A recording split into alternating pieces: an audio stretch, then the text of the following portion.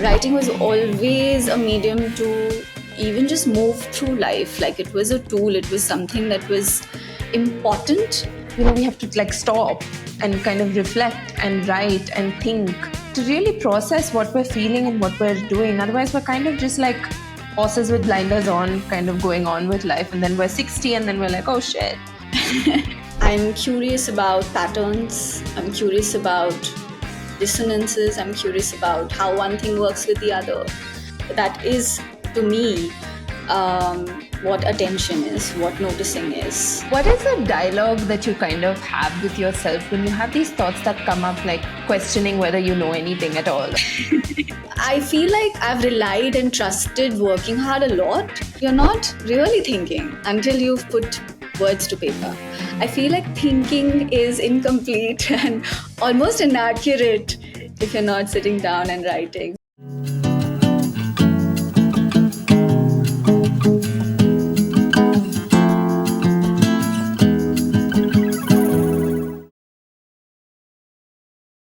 Welcome to Season 4, Episode 9 of the IKKIVI Podcast, a space for slow, thoughtful conversations on how we live, create, and connect. In this episode, we're joined by Ankita Shah, an Indian-Nepali writer whose poetry and essays tenderly explore grief, longing, love, and memory. Ankita's words featured in Vogue, Anomaly, Firstpost, and Soup magazine invite us to notice the small, quiet things that makes us what it is to be human. We talk about how writing helps her deeply process personal thoughts and feelings, how she cultivates stillness and slowness in such a fast-paced environment that we live in, and the practice of noticing that weaves into all of her work. We also touch on her curation project, foraging.wisdom, that gently gathers thoughts, words, and art, and how intuition shapes her creative life. If you've ever longed to move more slowly and see more deeply, this is the conversation for you. Ankita reminds us of the beauty of lingering, observing, noticing, and coming home to ourselves. We hope you enjoy this conversation as much as I did. It gave me so much perspective on how to live on a day-to-day basis, and I hope you enjoy it. Thank you. Thank you so much, Ankita, for joining me today. I am very, very excited to have this conversation. In fact, I am so grateful and thankful to have been introduced to you and your work and how beautiful it is. It's so difficult to you kind of get stuck with the kind of people that you know and follow. And it's so nice to constantly start meeting new people and discovering their work and new people. So I'm really excited to know more about you and how you think and the way you do what you do. So thank you so much for having this conversation with me. I'm going to jump right into my first question. Yeah.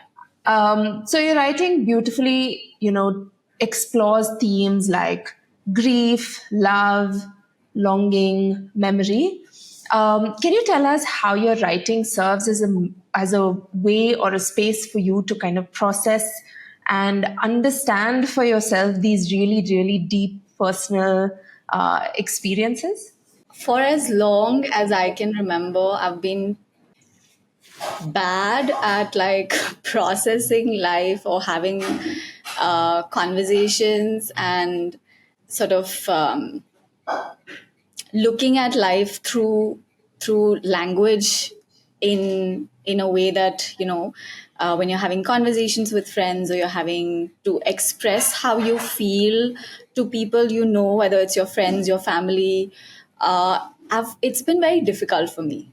I have always needed time to sit down and reflect. And so writing has always been the only way, in many cases, the only medium at many points in life to be able to process what I was going through, what I felt, and even to understand and comprehend what life threw at me. So from a very, very young age, that's how I have been. Whether it was also understanding the world through reading and through books, but also comprehending what was happening in my interior world also from writing. And I think writing has given me the time that I have always needed, Mm. which conversations sometimes don't, or they demand that immediacy, right? Yeah. From you, you have to have the right thing to say. You have to have had thought about everything and articulate it beautifully. And I feel like I've always needed that time to reflect Hmm. whatever was happening in my life, Yeah.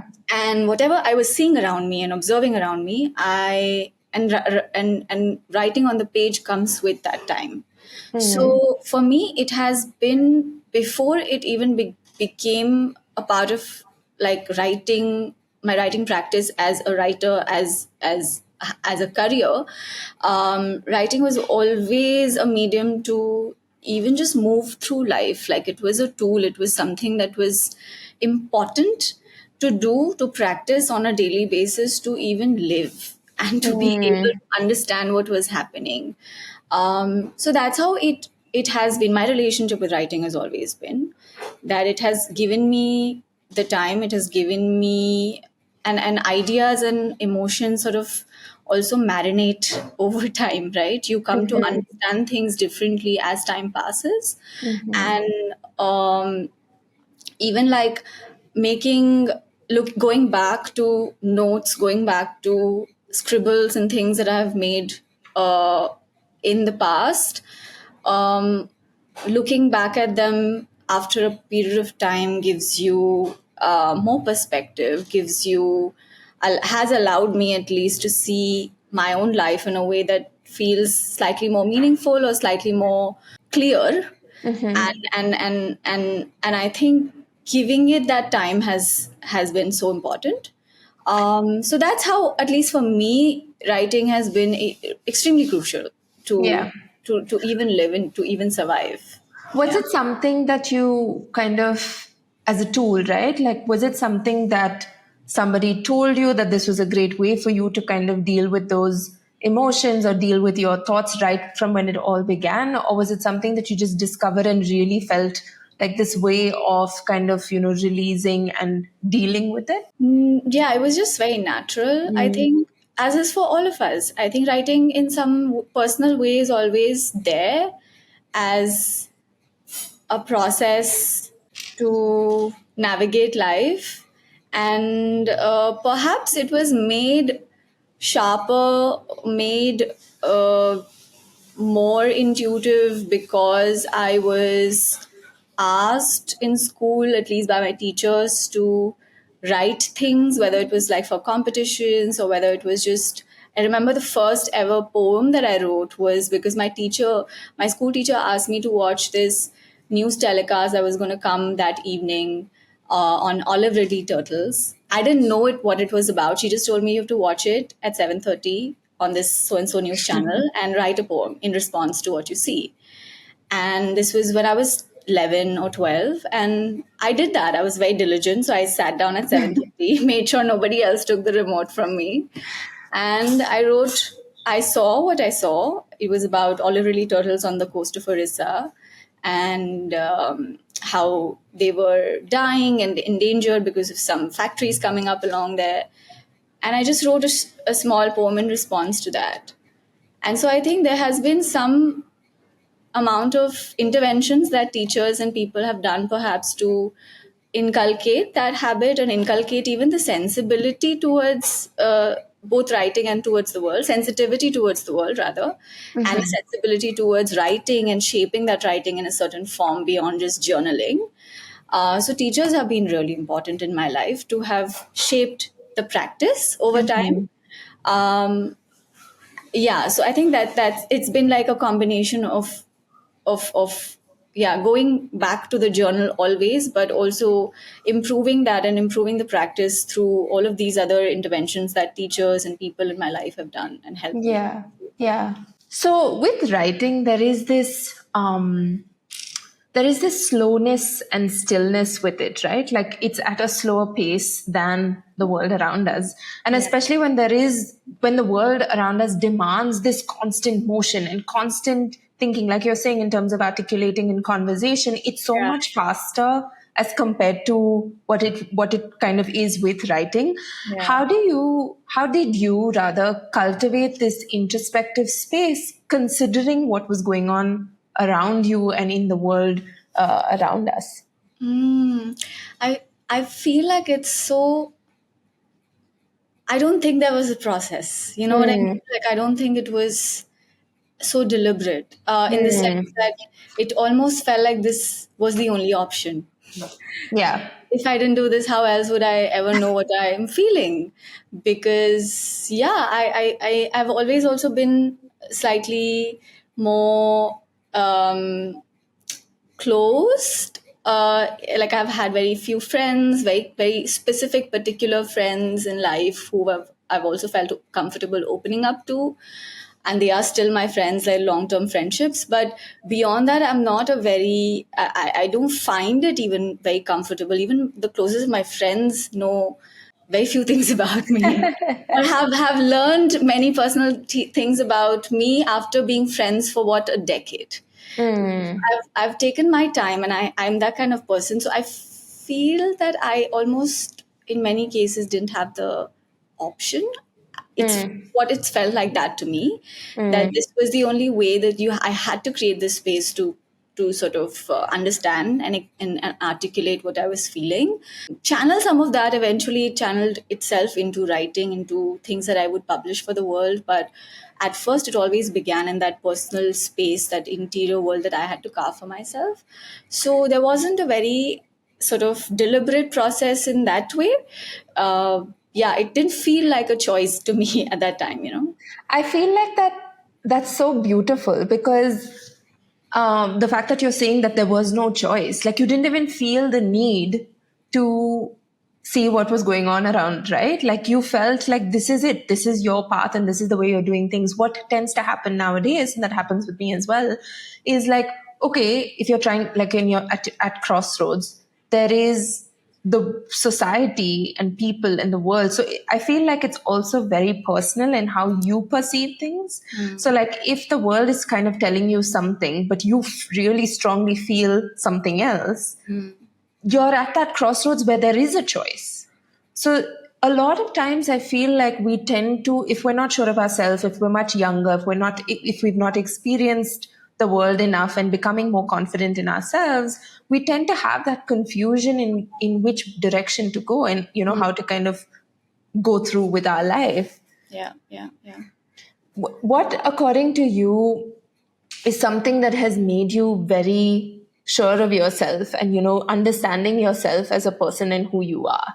I think writing. Yeah. Has to be. There's a beautiful line. I don't know who said it. I don't remember the person, but not writing, I'm paraphrasing it, Yeah, but yeah. not writing, you're not thinking until you're writing. You only think you're thinking, but you're not until it's written down. Mm. And that's how I feel, that you're not really thinking until you've put words to paper. Mm. So it's the clarity or the sense of like even understanding what's happening, even understanding events around you that don't have anything to do with your own life. That's okay. Even like observing, watching a film or watching or reading a book and trying to comprehend that, I feel gets better for me. While I may not do that for everything that I experience and watch, but it definitely has a sharper, deeper imprint on my mind if I've made some notes, if I sit down and write and process that in writing. So I feel like thinking is incomplete and almost inaccurate if you're not sitting down and writing. So clarity of self, of who I am or what I want, etc., desires, needs, wants, all of that also I think has come from just practicing writing, noting, journaling, and just constantly, uh, yeah, putting words to paper. I love that so much because in this world where you have 24 hours, but we need like 100 hours in a day to do all that we're doing. We're racing from one thing to another. We almost tend to forget that, we have to like stop and kind of reflect and write and think like you said, Yeah. to really process what we're feeling and what we're doing. Otherwise, we're kind of just like horses with blinders on, kind of going on with life. And then we're 60 and then we're like, oh shit, we could have done what we could have done. Oh yeah. Yeah. But that brings me to my next question about how you speak of writing as a practice of noticing. What does noticing entail for you, and how has this practice evolved and deepened in your through your writing? If I look at least the last few years since I have moved and pivoted full time into writing and made that like the thing that I do all day, I've actually had the opportunity or the chance or the time to even like spend to think about like where and how do ideas come from, and where am I taking them, and how are they shaping up, and stuff like that. So I think the practice of noticing has evolved to be a lot about being curious.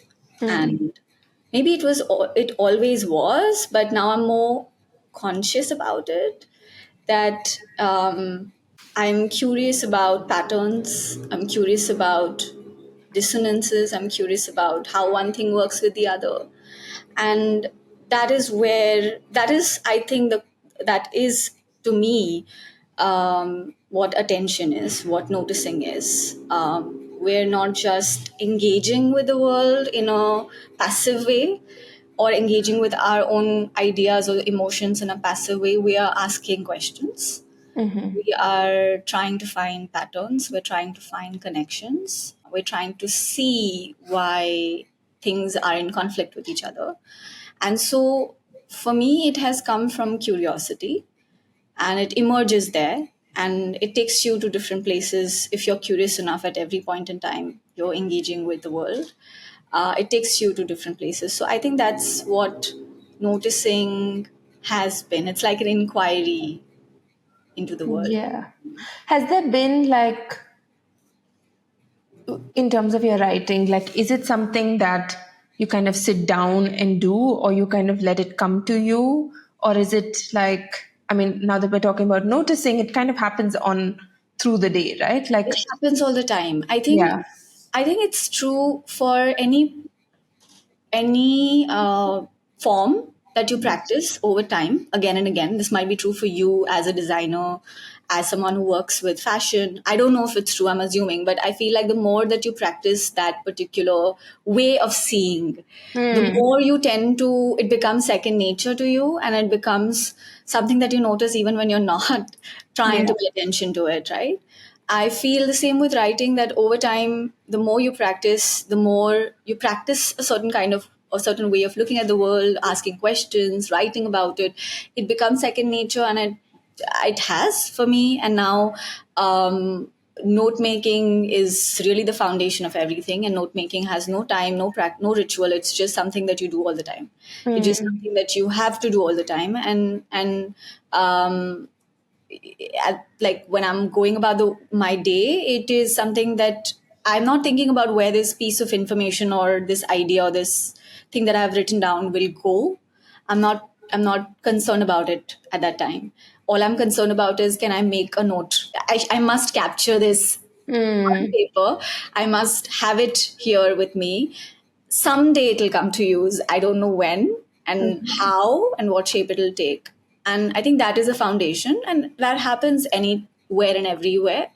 The practice of actively sitting down and writing is a parallel routine, which I now do every day. Since I do this full time, I now do this every day with a routine of like morning to evening, just sitting on my desk and writing. And that is when I kind of pull out some of these drafts, some of these ideas, look back at my notes, look back at stuff that I've written previously, or ideas I want to work on today, and it sort of develops into something more deliberate in that process. So it's the two things work together.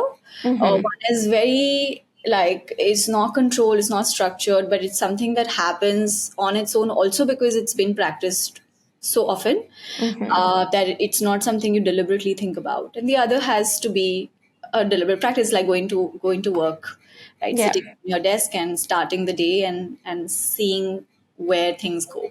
Yeah. You know how most of us, I'm sure, have this like when we're lying down and just about falling asleep, we have this really brilliant Yeah. idea. Or you're Yeah. sitting on the pot and you're like, oh my God, I don't have anything to write it down. And there are a lot of times that I just don't give it enough importance to actually write it down, right? And then it kind of just goes away. Yeah. Why does that happen when you're uh in these really special places? And why does it come up at that point? Because I love that the clarity that we have.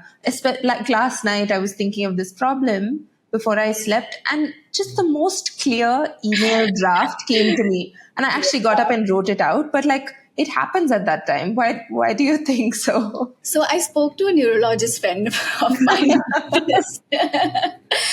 And I have a whole piece about this. I sort of spoke to him about many things about creativity, and it's on my Substack. But and I know what you mean, right? Like for me, this is like for me the equivalent of this is shower. I firstly, like I treat showering as like a way to renew the day. So like I could have a second shower Yeah. just because I want to start over. It just feels ritualistic almost beyond its like hygienic. Yeah. I treat it like that. And the second thing is that showering is just this beautiful space where and this is what my friend told me as well, that when we are doing these activities, like I think our brain, the parts of our brain that sort of judges us or kind of like is responsible for telling us, pointing out to dangers and things like that part of our brain is sort of Mm. is shut. Yeah. Yeah. And in this repetitive practices that we do, we tend to like allow those ideas to emerge without the friction, without them being suppressed. And the same happens when we're just about to sleep, right? Because our brain is shutting down. And or even when we wake up, like I notice that early morning, just after I wake up, if I sit down to write, I'm definitely going to be far more, I use the word courageous. Like I'm courageous because a part of my brain that usually shuts off all the bad, not awake yet. So I'm more courageous early morning. And I literally texted him saying, "Hey, why I've been noticing this happens." What's happening in my brain? And yeah, so we had Yeah. a whole discussion about this, and I think that's the thing, that we a whole, like I think artistic pursuits are just so difficult because Mm. we're also constantly facing that part of our brain that's telling us you're terrible. Yeah. Ideas are terrible. And then Yeah. on the other side, we want to create something. So there is that identity, there's that part of ourselves that believes that we have something to say, that believes that Yeah. we have something to add to the world that could be beautiful, that could have a place of its own. But we Yeah. have to constantly fight between these two voices, and at the end there's a winner, and there's Yeah. something that's created, though like this judgmental side of it never truly shuts down, but at Yeah. least we get past it, and that friction somewhere. I think you have to like consciously think that that's what's happening. It's almost sometimes, I feel like I'm craving it.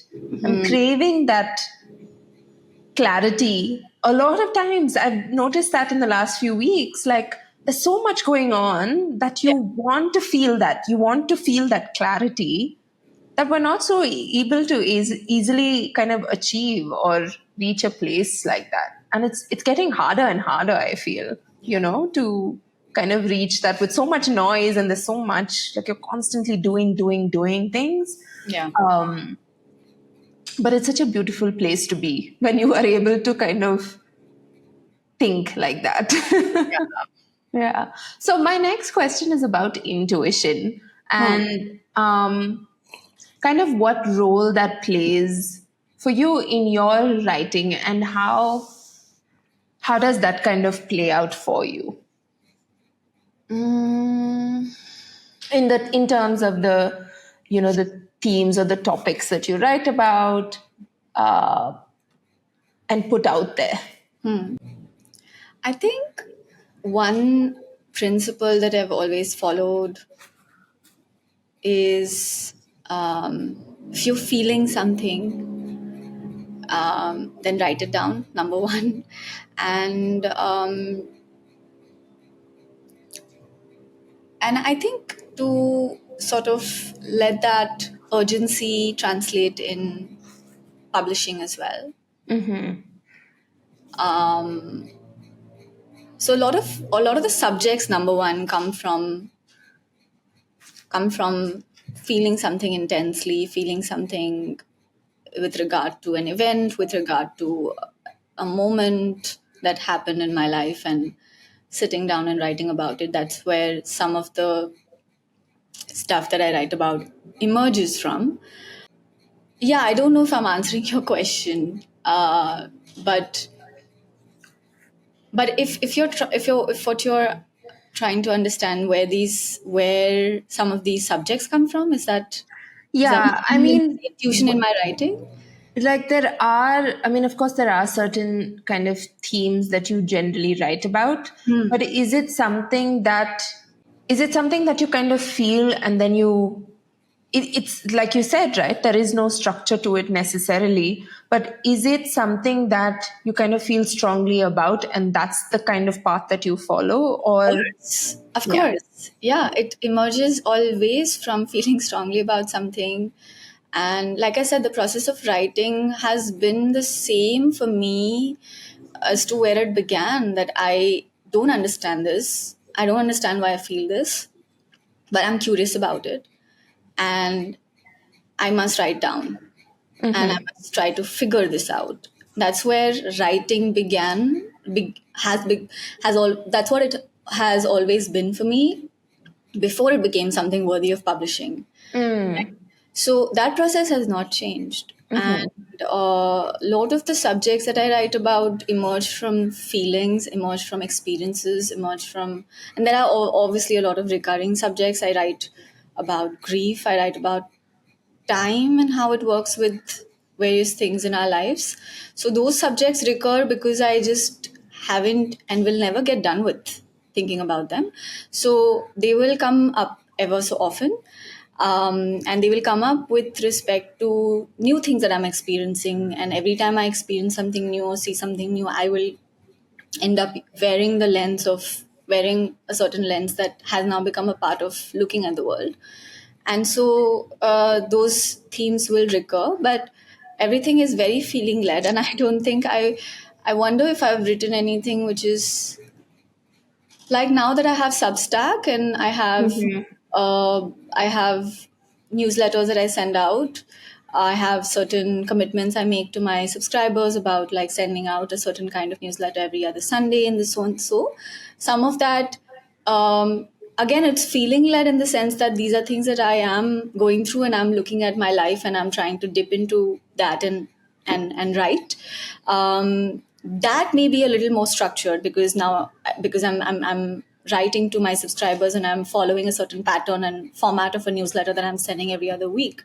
But most of my personal essays are not, and they're not. The subjects are not conjured up in a way that I'm thinking backwards of something and figuring out, okay, I must write about this, or I feel someone else has written about this, so I must write about this, and so on and so forth. So it's very inward, and the trigger is usually an experience or an event that has happened in my life, or a conversation with a friend that led me somewhere, or it's just reflections of memories of past, and that's where it emerges from.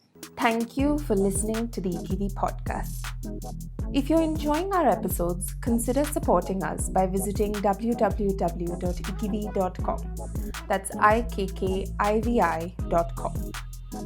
Since 2015, IKKIVI has been thoughtfully curating modern fashion infused with Indian heritage, bringing you hand-picked pieces that blend tradition with contemporary elegance.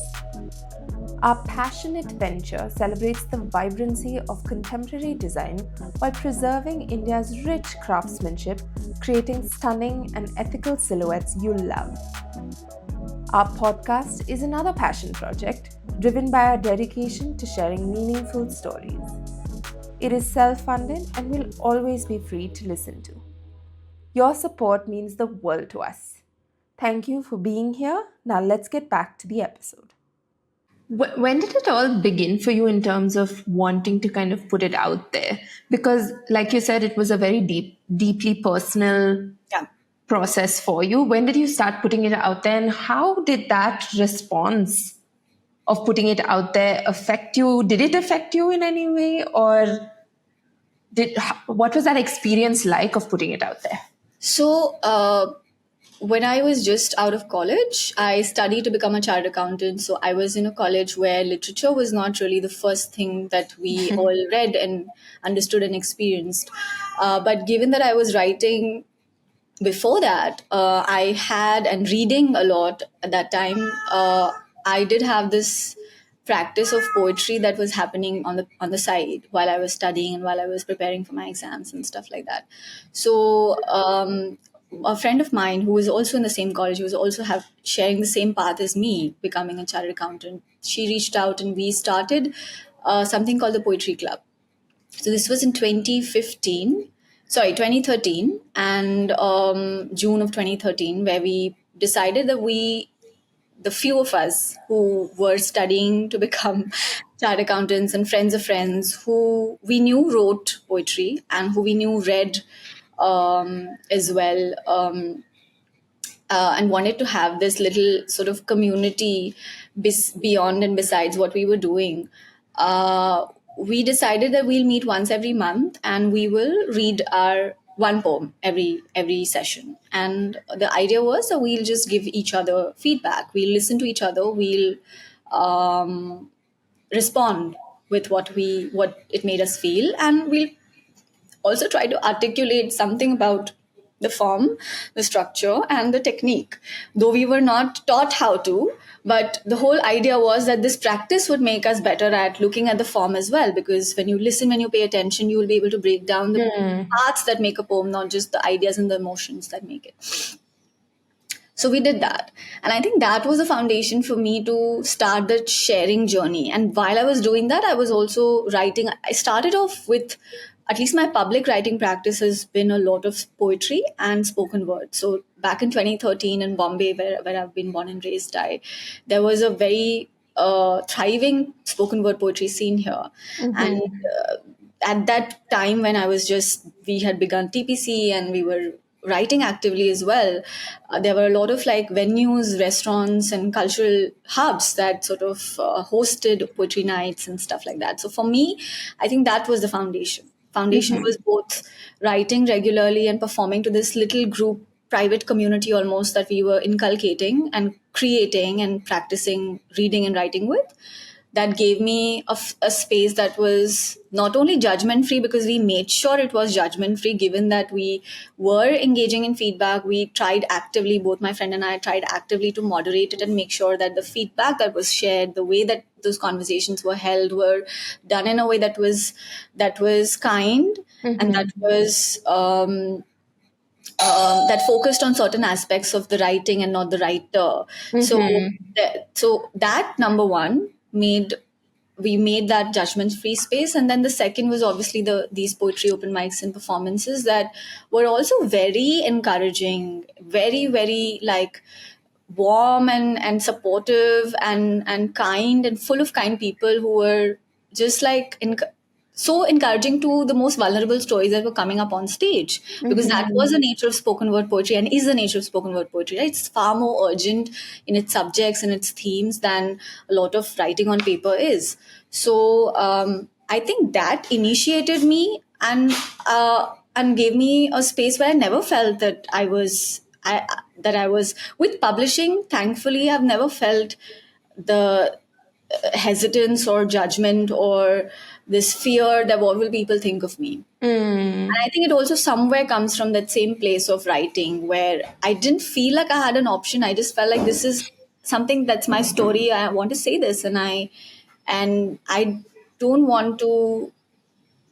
Yeah, like it also became a way of expression for me, and so it was. I didn't think a lot or get too much into these intricacies of like what will people think and what will be the judgment and how will I be perceived and whether people will like my writing or not was not something that I was caught up with, and I'm not caught up with it either at the moment. So, yeah, it has to do perhaps with all of these initial spaces that I got where I was made to feel that my writing was worth listening to, worth reading.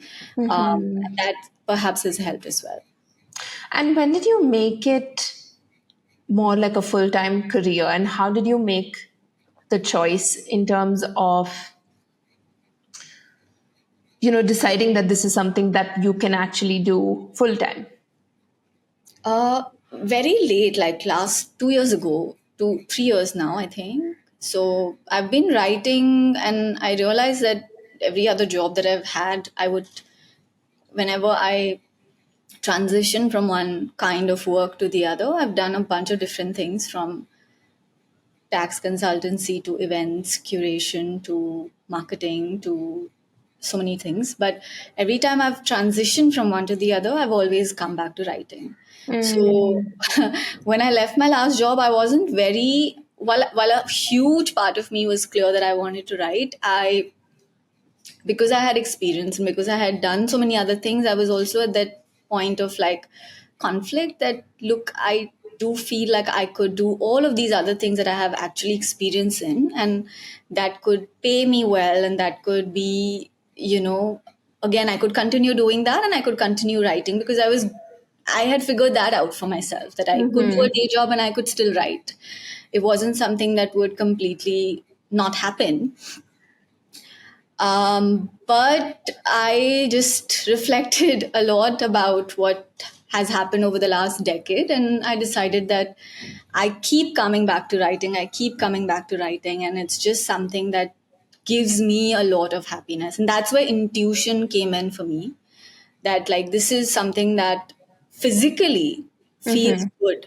Like if I'm doing this, no matter how stressful the job or the assignment may be, if I'm writing, no matter how challenging the writing assignment is, I'm still happier than than doing anything else. And that is why I keep coming back to it, right? Like that, there's a reason why I keep chasing these writing assignments between jobs, and I just felt like I don't want to live this dual life anymore. I don't think it's great for me. And what if I just gave 100% of my energy and discipline to the thing that actually makes me physically, emotionally happy? What would happen? What would life look like? And so that shift happened 3 years ago when I decided that, okay, no more doing different kinds of day jobs and having writing, you know, be just a side thing. And what does it feel like now, 3 years in? Perfect decision. Yeah. Perfect decision. And that's where like trusting your body comes in, right? Like you just pay attention to what feels good and you keep doing more of it. And there is actually a place where you can be, you Yeah. can increase that. Yeah, the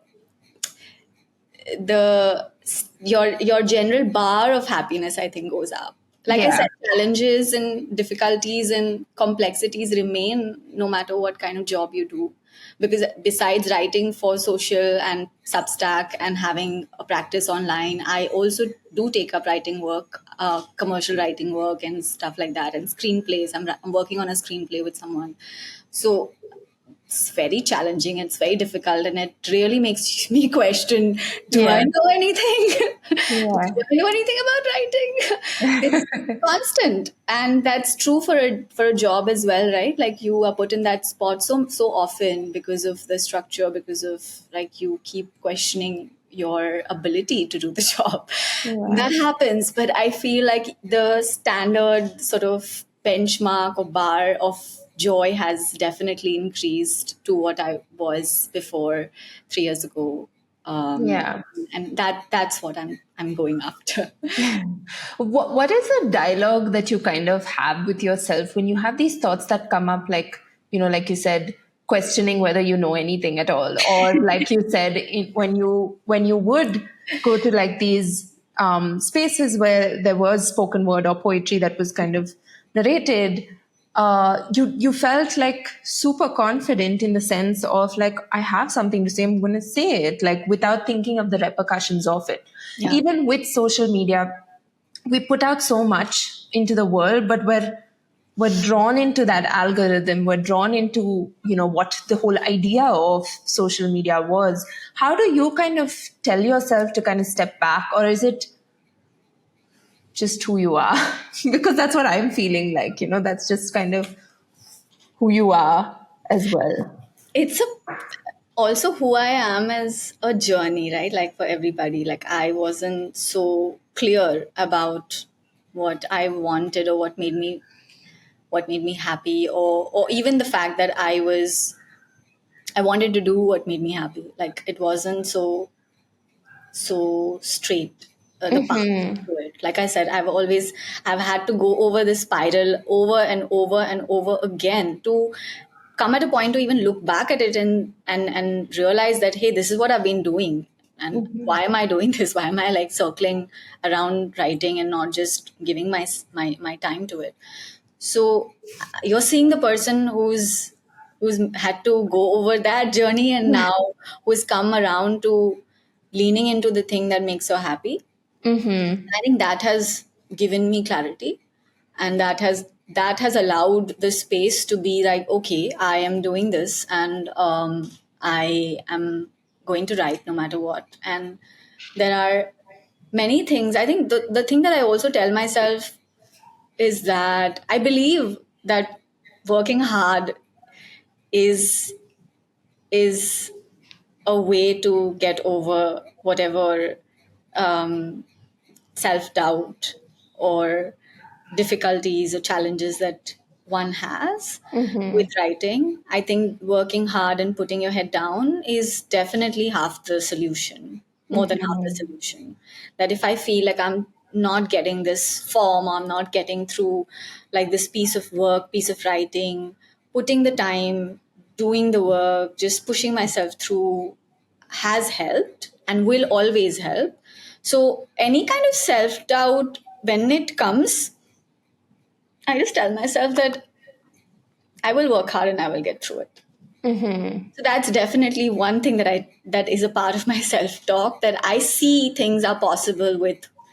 That's one thing I know how to do. The thing is that Yeah. from a very young age, I have been the person who's put in the hours to study, put in the hours to crack exams, put in the hours to write, put in the hours at my jobs. Like every job I've held, I have just overworked myself, and I know, and actually that was a huge part of my decision, that when I looked back and I asked myself that I give so much of myself to the people I work for. What would Mm. happen if I give so much of myself to the thing that I want to do? And I was like, yes, that would make a difference. There's no way it wouldn't make a difference. Yeah. So I feel like I've relied and trusted working hard a lot in as a solution to any kind of like doubt. That's number one. And number two is asking for help, reaching out to people, and just being sort of upfront about like, hey, I'm not able to do this. I would love for you to help me figure it out. Like when I was attempting screenplay writing for the first time, I reached out to a lot of my friends who have been writing screenplays for a while and sat down with them, tried to understand how the form works. And of course, I know that it's not the same for everybody. The process is not the same for everybody, but even just reaching out and trying to be honest about where you're struggling, I think helps. And I think that's where the clarity comes from. It's not clarity as much as knowing, having the clarity of what can you do when you're stuck. Like Hmm. what will help you come out of that space. Knowing that and having some practices that can help you is what keeps you going.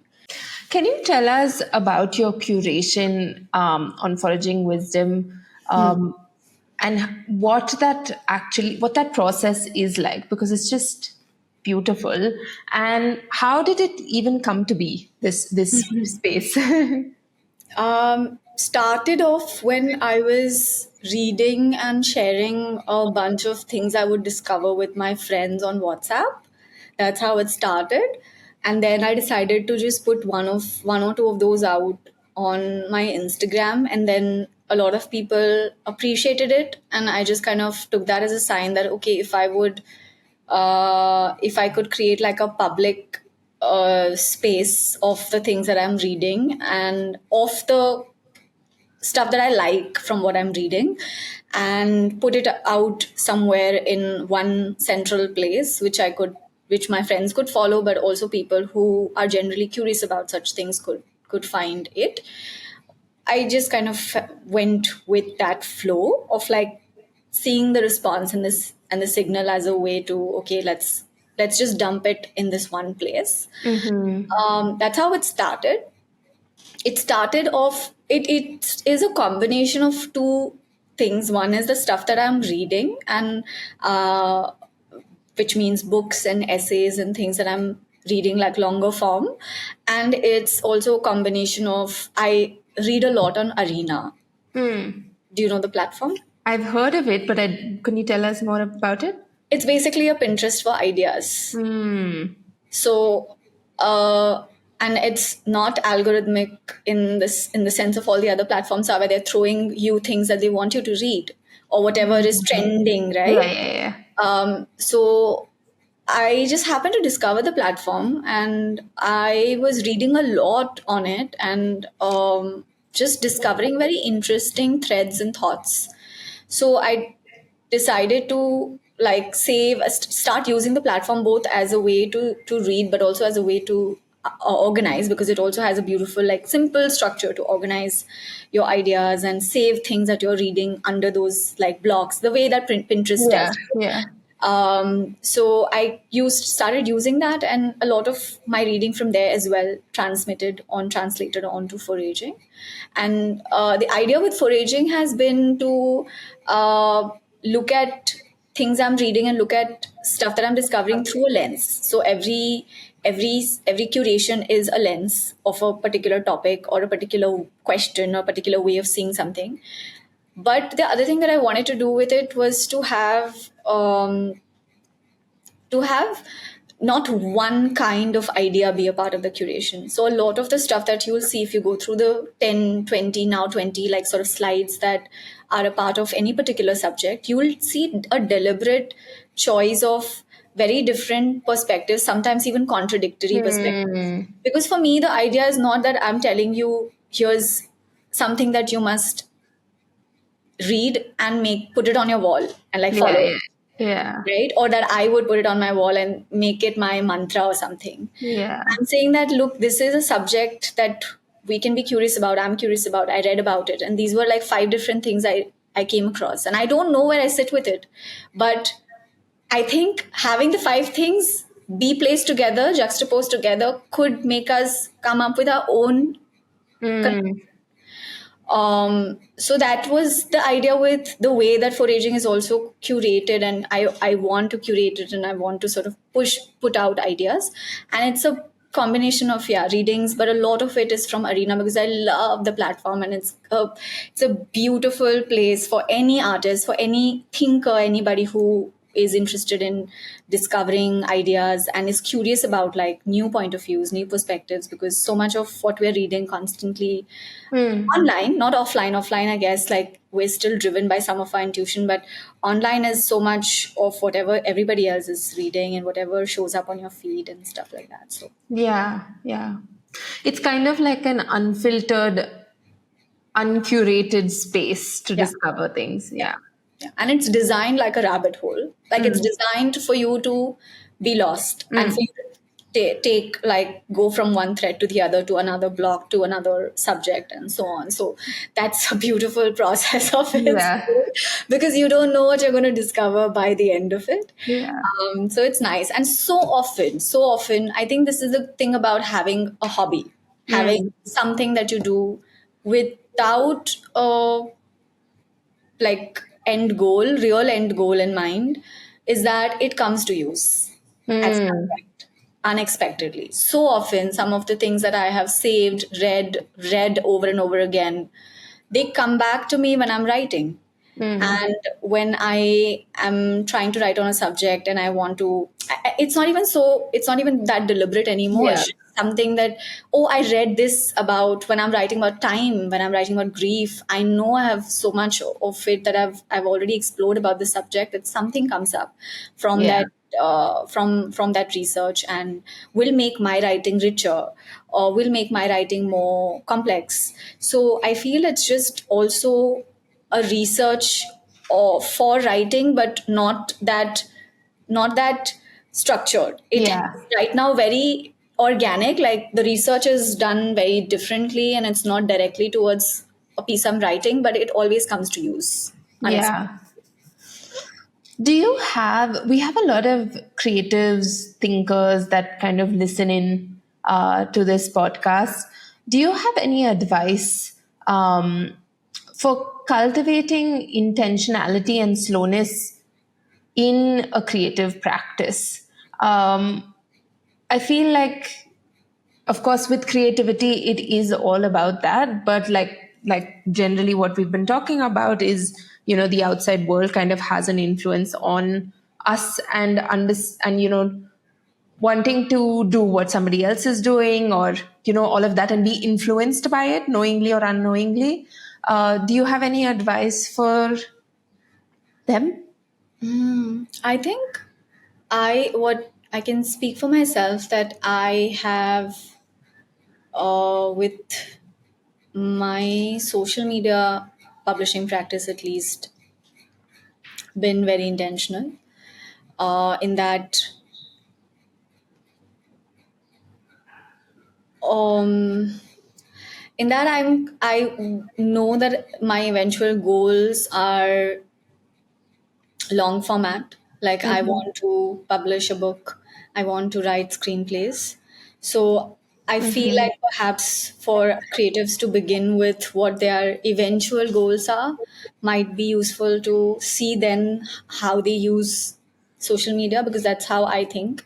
Like if my eventual goal is to publish a certain kind of book, certain kind of writing, or it's long form, I want my audience, I'm trying to build a community of people who will eventually engage with that kind of work. Mm.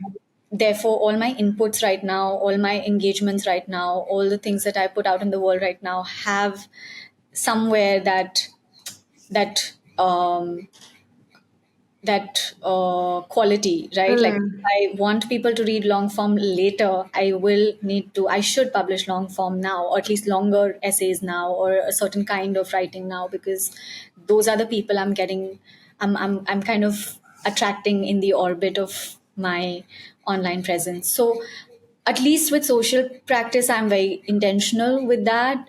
And that is one thing that I could perhaps, yeah, share with folks, that what is that long term eventual goal for you as a writer, as a creative, as an artist, and how does that, if we are clear of that, then I think our path to it should reflect it.